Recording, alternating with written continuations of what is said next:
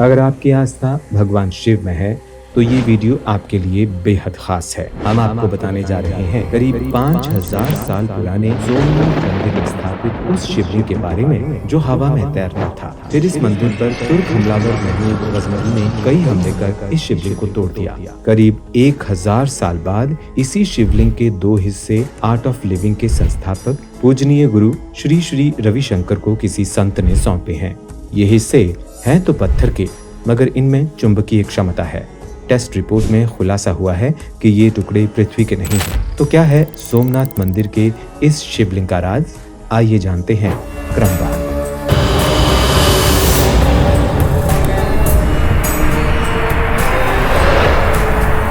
बारह ज्योतिर्लिंगों में से पहला ज्योतिर्लिंग सोमनाथ भक्ति का प्रतीक है। ये केवल एक पूजा स्थल नहीं बल्कि आध्यात्मिक ऊर्जा का एक शक्ति भंडार था जो पूरे देश से भक्तों, संतों और साधकों को अपनी ओर खींचता था। कहा जाता है कि सोमनाथ का शिवलिंग अद्वितीय था क्योंकि ये भूमि को स्पर्श न करके हवा में लटका हुआ था। इससे एक दैवीय शक्ति निकलती थी जो निकट आने वाले सभी लोगों को प्रभावित करती थी। ये पवित्र ऊर्जा केवल आस्था का विषय नहीं थी, ये एक अनुभव था। हालांकि 1026 ईस्वी में इतिहास ने एक दुखद मोड़ लिया जब महमूद गजनवी ने मंदिर पर हमला कर दिया और शिवलिंग को खंडित कर दिया। कुछ अग्निहोत्री ब्राह्मणों ने मूल सोमनाथ लिंग के टुकड़े को संरक्षित किया और उन्हें सुरक्षित स्थान पर ले गए। उन्होंने इन अवशेषों को 1000 वर्ष तक अत्यंत गोपनीयता के साथ पीढ़ियों तक उनका संरक्षण और उसकी पूजा की। इन पिंडों को एक पवित्र लिंगम के रूप में आकार दिया गया और उसकी पूजा की गई। 1924 में स्वामी प्रणवेंद्र सरस्वती ने अपने गुरु से ये पिंड प्राप्त किए। वे इसे कांची शंकराचार्य स्वामी चंद्रशेखर सरस्वती के पास ले गए, जिन्होंने इसे 100 साल तक छिपा कर रखने का निर्देश दिया। इसके बाद ये पिंड सीताराम शास्त्री जी के परिवार के पास गए, जो 100 वर्ष के बाद इसे वर्तमान कांची शंकराचार्य स्वामी विजेंद्र सरस्वती के पास ले गए। शंकराचार्य जी के कहने पर सीताराम शास्त्री ये पिंड पुनः स्थापित करने के उद्देश्य से गुरु श्री श्री रविशंकर को लाकर दिए। हम अक्सर आस्था की बात करते हैं, लेकिन ऐसे क्षण भी आते हैं जब आस्था प्रत्यक्ष अनुभव में बदल जाती है। टुकड़ों को पकड़कर कोई भी उसी ऊर्जा को महसूस कर सकता है जो कभी सोमनाथ के भव्य कक्ष में भरी रही होगी। ये मात्र पत्थर के टुकड़े नहीं हैं, वे मंत्रों की शक्ति, सदियों से की गई अनगिनत प्रार्थनाओं, ध्यान और अनुष्ठानों की सामूहिक शक्ति से युक्त हैं। 2007 में जब वैज्ञानिकों ने इन टुकड़ों की संरचना की जांच की तो उन्हें कुछ हैरान कर देने वाला मिला, जिसने इस लिंगम के रहस्य को और गहरा कर दिया। उन्होंने पाया कि इसके केंद्र में मजबूत चुंबकीय क्षेत्र है जो बहुत ही असामान्य है। वैज्ञानिकों ने कहा कि उस स्थिति में लटके रहने के लिए ये बहुत ही विशेष और दुर्लभ प्रकार का चुंबकीय पत्थर होना चाहिए। ऐसे चुंबकीय गुणों वाला पत्थर बहुत दुर्लभ है।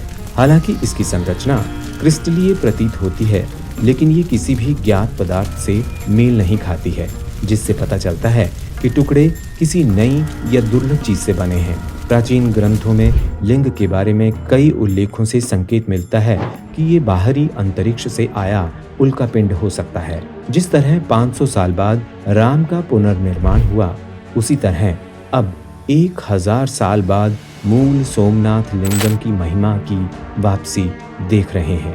ये एक ऐसा क्षण है जो सनातन धर्म की शाश्वत प्रकृति की पुष्टि करता है। ये अतीत का अवशेष नहीं है, बल्कि एक जीवित सांस लेने वाली परंपरा है जो जन्म लेती है और समय के साथ विकसित होती रहती है। गुरु श्री श्री रविशंकर इन शिवलिंग को लोगों के सामने रख रहे हैं। शिवरात्रि पर बेंगलुरु में उन्होंने लोगों को इनके दर्शन करवाए। अपनी पंजाब यात्रा में उन्होंने लुधियाना और बठिंडा में भी लोगों को ये शिवलिंग दिखाए। लोकसभा अध्यक्ष ओम बिरला संसद परिसर में श्री श्री रविशंकर से मिले और उन्होंने ये शिवलिंग दिखाए। सोमनाथ मंदिर का शिवलिंग कब बना, इसके बारे में ठीक ठीक कह पाना काफी मुश्किल है, लेकिन वैदिक और पौराणिक साक्ष्यों के आधार पर अनुमान लगाकर कहा जा सकता है कि ज्योतिर्लिंग करीब 8 से 9 लाख साल पहले बना होगा। हालांकि मंदिर की स्थापना करीब 5400 साल पहले हुई।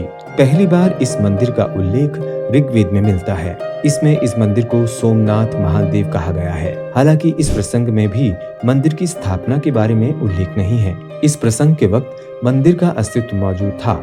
हालांकि स्थापना के बारे में महाभारत, श्रीमद् भागवत और स्कंद पुराण में कुछ प्रसंग मिलते हैं। श्रीमद् भागवत में कथा आती है कि प्रजापति दक्ष ने अपनी 27 पुत्रियों का विवाह चंद्रमा के साथ किया था। इन्हीं 27 पुत्रियों को आज हम नक्षत्रों के रूप में जानते हैं। वैदिक और पौराणिक साक्ष्यों के हिसाब से काल गणना के मुताबिक ये समय करीब 8 से 9 लाख साल पहले का हो सकता है। चंद्रमा की तपस्या से खुश होकर भगवान शिव ने खुद ही इस शिवलिंग का नामकरण सोमेश्वर नाम से किया और कहा कि अब वो इस शिवलिंग में खुद निवास करेंगे। भोलेनाथ के इतना कहते ही ये शिवलिंग ज्योतिर्लिंग के रूप में परिवर्तित हो गया। इसलिए इसे भगवान शिव के 12 ज्योतिर्लिंगों में से पहला ज्योतिर्लिंग भी कहा जाता है। हालांकि उस समय ये केवल शिवलिंग ही था।